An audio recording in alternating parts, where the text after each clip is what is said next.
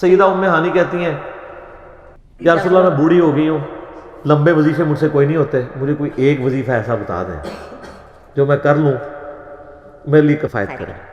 سر جو وظیفہ پھر لیا ہے نا مولا علی کی بہن نے، وہ ایسا وظیفہ ہے کہ مجھے ابھی تک اتنا تگڑا اور کوئی وظیفہ نہیں احادیث میں نظر آیا جس کی اتنی فضیلت ہو۔ آپ علیہ السلام نے فرمایا 100 دفعہ روزانہ سبحان اللہ پڑھ لیا کرو، تمہیں 100 غلام آزاد کرنے کا ثواب ملے گا۔ سر روزہ اگر آپ توڑ بیٹھیں تو ایک غلام آزاد کرنا پڑتا ہے، تو 100 روزوں سے بھی کے برابر یہ آپ سمجھ لیں۔ 100 دفعہ الحمدللہ پڑھ لیا کرو، تمہیں 100 گھوڑے اللہ کی راہ میں جہاد کے لیے بھیجنے کا ثواب ملے گا۔ 100 دفعہ اللہ اکبر پڑھ لیا کرو، تمہیں 100 اونٹ اللہ کی راہ میں بھیجنے کا، قربان کرنے کا، نہر کرنے کا ثواب ملے گا۔ 100 اونٹ، سر ایک اونٹ کی قیمت آلموسٹ 2-2.5 لاکھ روپے، کروڑوں روپے کا وظیفہ ہے جی، ملینز آف ڈالرز کا یہ وظیفہ ہے فری میں۔ اور 100 دفعہ لا الہ الا اللہ پڑھ لیا کرو، یہ زمین و آسمان کے درمیان جتنا فاصلہ ہے اس کو ثواب سے بھر دے گا۔ سر لا الہ الا اللہ کے پھر برابری کون کر سکتا ہے؟ وہ حدیث بطاقہ ہے نا، کاغذ کے پرزے والی حدیث جامع ترمذی میں، کہ ایک شخص کے 99 دفاتر گناہوں کے کھولے جائیں گے اور نامہ مال تل رہا ہوگا تو اللہ تعالیٰ فرمائے گا میں کسی کے ساتھ ناانصافی نہیں کرتا۔ دوسری طرف ایک کاغذ کا ٹکڑا ڈالا جائے گا جس پہ لا الہ الا اللہ لکھا ہوگا۔ وہ شخص کہے گا یہ ایک ٹکڑا کیا کر سکتا ہے، بس وہ رکھنے کی دیر ہوگی وہ پڑھنا بھاری ہو جائے گا۔ اللہ کے نام سے تو وزنی کوئی چیز نہیں ہو سکتی، اسے کہتے ہیں کاغذ کے پرزے والی حدیث، اس کے لیے جنت کا حکم ہو جائے گا۔ لا الہ الا اللہ کا مقابلہ نہیں ہے۔ تو یہ 4 وظیفے ہیں، سبحان اللہ، الحمدللہ، اللہ اکبر، لا الہ الا اللہ۔ یہ اتنا محبوب وظیفہ ہے کہ جو سنن نبی داؤد میں، جامع ترمذی میں صلاۃ و تسبیح والی حدیث ہے، اس میں 300 دفعہ کون سے کلمات پڑھے جاتے ہیں؟ یہی سبحان اللہ والحمدللہ ولا الہ الا اللہ واللہ اکبر، بس اتنا ہی پڑھنا ہوتا ہے۔ یہ ولا حول ولا قوت الا باللہ کی حدیثیں الگ سے ہیں، لیکن صلاۃ و تسبیح میں اتنا ہی پڑھنا ہوتا ہے، 4 کلمات۔ حتیٰ کہ صحیح مسلم میں حدیث ہے، نبی علیہ السلام نے فرمایا یہ 4 کلمات مجھے ہر اس چیز سے بڑھ کر محبوب ہیں جن پہ سورج طلوع ہوتا ہے، یعنی دنیا اور جو کچھ دنیا کے اندر ہے اس سے بڑھ کر مجھے یہ چیز محبوب ہے کہ میں یہ 4 کلمات کہہ لوں، سبحان اللہ والحمدللہ ولا الہ الا اللہ واللہ اکبر۔ اور صحیح مسلم کی ایک اور حدیث ہے کہ نبی علیہ السلام نے فرمایا اللہ تعالیٰ کو اس سے بڑھ کر کوئی اور کلمات محبوب نہیں ہے، اور یہ حصہ بخاری میں بھی ہے اس کا، اور اس میں اللہ تعالیٰ کی طرف سے کوئی پابندی نہیں ہے، تم ان کی ترتیب بھی بدل سکتے ہو، یعنی سبحان اللہ کے بعد آپ اللہ اکبر پڑھ لیں، پھر لا الہ الا اللہ، کوئی فرق نہیں ہے۔ یہ ایک اوپن چیز ہے، آپ یوں بھی کر سکتے ہیں کہ پہلے 100 دفعہ پڑھ لیں سبحان اللہ سبحان اللہ سبحان اللہ، الحمدللہ الحمدللہ الحمدللہ، اللہ اکبر، کیونکہ را کو پھر لام سے ملائیں گے، اللہ اکبر اللہ اکبر اللہ اکبر، لا الہ الا اللہ لا الہ الا اللہ لا الہ الا اللہ۔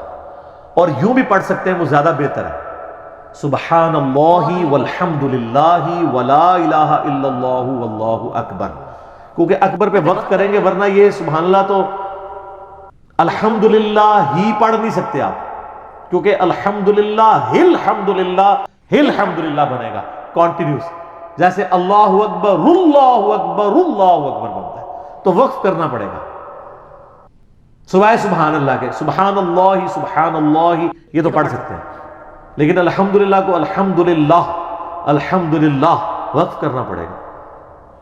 اللہ اکبر اگر ملائیں گے تو اللہ اکبر را کو لام سے، تو اس کی بجائے اتنی مشکل میں نہ پڑھیں، سبحان اللہ والحمدللہ ولا الہ الا اللہ واللہ اکبر، 1 تسبیح پڑھ لیں، 4 وظیفے 100 دفعہ ہو جائیں گے، کیونکہ نبی علیہ السلام نے اجازت دے دی ہے نا، آگے پیچھے دائیں بائیں کچھ بھی کر سکتے ہو، اور یہ ترتیب تو صلاۃ و تسبیح میں موجود ہے، نبی علیہ السلام نے کلمات پڑھے بھی ہیں۔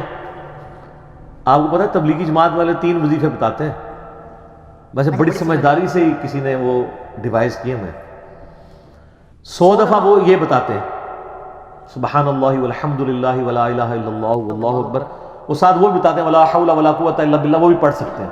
وہ بھی صحیح بخاری میں رات کو اٹھتے وقت کی دعا ہے. ہل علی العظیم تک بھی پڑھ سکتے ہیں، وہ ابن ماجہ میں موجود ہے.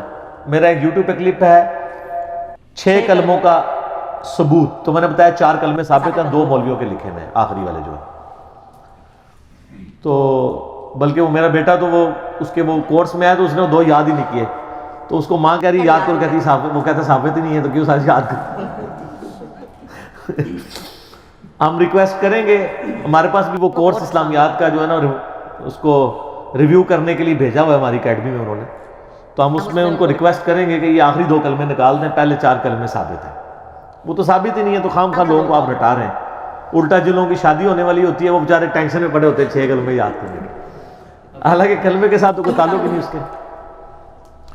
تو یہ جو صلاۃ و تسبیح کے اندر بھی پڑھا جاتا ہے، لیکن اس میں لا حول ولا قوت الا باللہ نہیں، وہ تو اللہ سے بخاری مسلم میں حدیث ہے کہ جنت کے خزانوں میں سے ایک خزانہ ہے لا حول ولا قوت الا باللہ. تو آپ پڑھنا چاہتے ہیں ضرور پڑھیں، اس میں وظیفے کے طور پہ آپ پوری تسبیح اس کی پڑھ لیں بے شک. تو تبلیغ جماعت والے یہ بتاتے ہیں 100 دفعہ درود شریف بتاتے ہیں اور 100 دفعہ استغفار بتاتے ہیں. تو بہت انٹلیکچوئل چیز ہے. یہ وظیفہ اتنا کمال ہے کہ آپ کے ہر فرض نماز کے بعد یہ وظیفہ نبی علیہ السلام نے مشروع کیا ہے. مسلم شریف میں حدیث ہے ہر فرض نماز کے بعد یہ وظیفہ پڑھنے والا کبھی نامراد نہیں جاتا. 33 دفعہ سبحان اللہ، 33 دفعہ الحمدللہ اور 34 دفعہ اللہ اکبر. اور ایک حدیث میں ہے مسلم شریف کی کہ جو پڑھے 33 دفعہ سبحان اللہ، 33 دفعہ الحمدللہ، 33 دفعہ اللہ اکبر اور 100 کا عدد پورا کرنے کے لیے پڑھ لے لا الہ الا اللہ وحدہ لا شریک لہ لہ الملک ولہ الحمد وہو علی کل شیء قدیر. 100 کا عدد اس سے بھی پورا کر سکتے ہیں اور 100 کا عدد اللہ اکبر کہہ کے بھی پورا کر سکتے ہیں. تو اس کے سارے گناہ معاف کر دیے جائیں گے، اگرچہ سمندر کی جھاگ کے برابر ہی کیوں نہ ہو. لیکن وہ صغیرہ گناہ، کبیرہ گناہ صرف توبہ سے معاف ہوتے ہیں. وہ صحیح مسلم میں حدیث ہے کہ اگر بڑے گناہوں سے بچا جائے تو ایک جمعے سے دوسرا جمعہ، ایک رمضان سے دوسرا رمضان اور ایک نماز سے دوسری نماز درمیان کے گناہوں کا کفارہ بن جائے گی. لیکن جو نماز ہی نہیں پڑھتا تو جمعہ پڑھتا رہے تو وہ تو بڑے گناہوں سے نہیں بچا ہوا نا. مسلم شریف میں حدیث ہے بندے کے کفر اور اسلام کے درمیان فرق نماز ہے. یہ نہ ہو کہ ایک رمضان پڑھ لے، اگر رمضان کے بھی چلے سارے، نہیں نہ، اس طرح نہیں ہوگا. تو یہ وظیفہ اتنا کمال ہے، بخاری مسلم دونوں میں حدیث ہے. کچھ غریب صحابہ حضور کے پاس ہے، یا رسول اللہ ہر مقابلے میں ہم برابری کر لیتے ہیں امیر اصحاب کی. وہ روزے رکھتے ہیں ہم بھی روزے رکھ لیتے ہیں، وہ نمازیں پڑھتے ہیں ہم بھی نمازیں پڑھ لیتے ہیں، وہ جہاد کرتے ہیں ہم بھی جہاد کر لیتے ہیں. ایک معاملے میں آ کے ہم مارے جاتے ہیں. قرآن میں بار بار ہے اللہ کی راہ میں خرچ کرو، ہم تو خود ہی غریب ہیں. تو آپ ہمیں کوئی اس کا حل تجویز کریں. تو آپ فرمایا میں تمہیں ایک ایسی چیز بتاتا ہوں کہ تم ان کی برابری کر لو گے. تم ہر فرض نماز کے بعد 33 دفعہ سبحان اللہ، 33 دفعہ الحمدللہ، 34 دفعہ اللہ اکبر پڑھ لیا کرو. یہ بخاری مسلم دونوں میں. کچھ دنوں کے بعد پھر وہ حاضر ہوئے، یا رسول اللہ وہ تو امیر صاحبہ کو بھی پتہ چل گیا، وہ بھی یہی کچھ پڑھ رہے ہیں. اب ہم کیا کریں؟ تو اسی تک لو جناب، تو اسی گرین کارڈ دے تے بلو کارڈ دے چکر پہ ہو، دنیا دے آخرت کے نہیں. صحابہ کرام آخرت کے بلو اور گرین کارڈ کی بات کرتے تھے. تو نبی علیہ السلام مسکرائے، آپ نے فرمایا ذالک فضل اللہ یؤتی من یشاء، یہ اللہ کا فضل ہے، میں تو اللہ کا فضل نہیں روک سکتا. ٹھیک ہے نا. تو ظاہر ہے گیون سرکمسٹانسز اللہ کے دیے ہوئے ہیں، اس کے اندر آپ بیسٹ پرفارم کرنے کی کوشش کریں.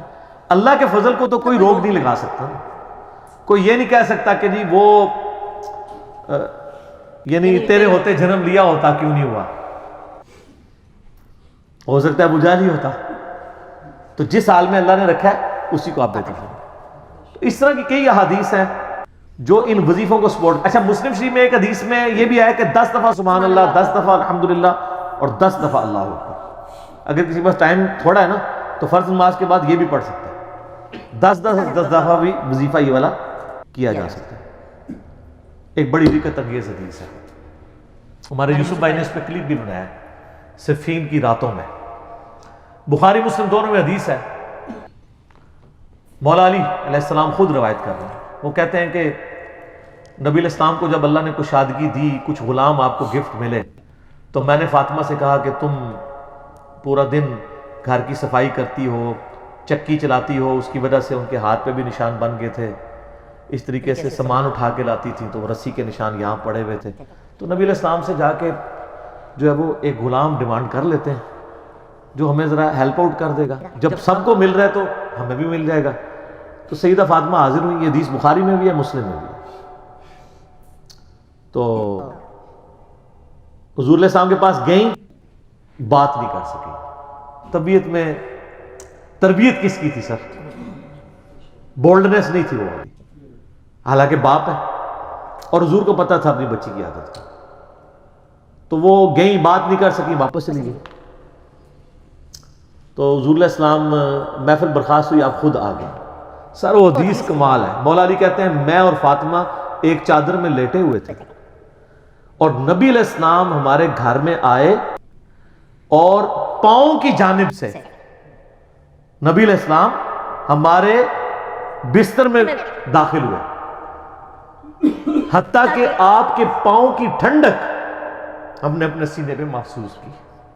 یعنی حضور علیہ السلام نے پاؤں کی جانب سے اپنے پاؤں انٹر کیے اور وہ پاؤں سیدہ فاطمہ اور مولا علی کے سینے تک پہنچ گئے تو انہوں نے ان کو سینے سے لگا لیا. سر یہ فرینکنس کسی صحابی کو نصیب ہو سکتی ہے؟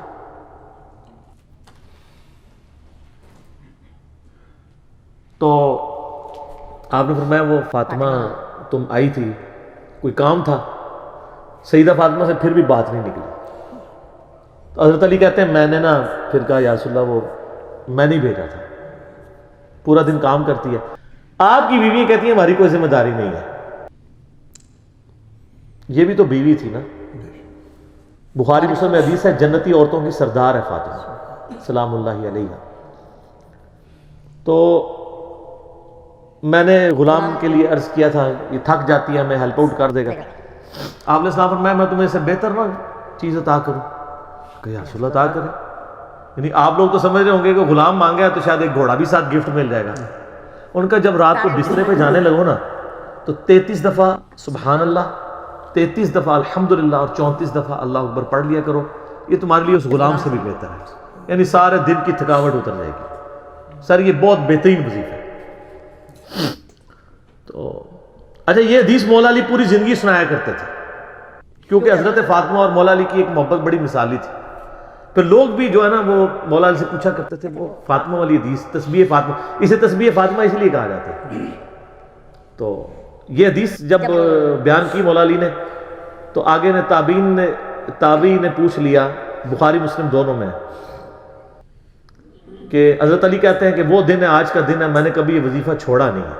سر استقامت تو خود مل جاتی ہے. جس کے بسترے میں جا کے نبی علیہ السلام وظیفہ سکھا رہے ہوں تو وہ پوری زندگی اس واقعے کو کبھی بھول سکتا ہے کہ مجھے خود آ کے میرے بسترے میں آ کے اور حتیٰ کہ آپ کے قدم مبارک میرے سینے سے لگے تھے اس حال میں حضور نے مجھے یہ تحفہ دیا ہے، وہ تحفہ کوئی بھلا سکتا ہے؟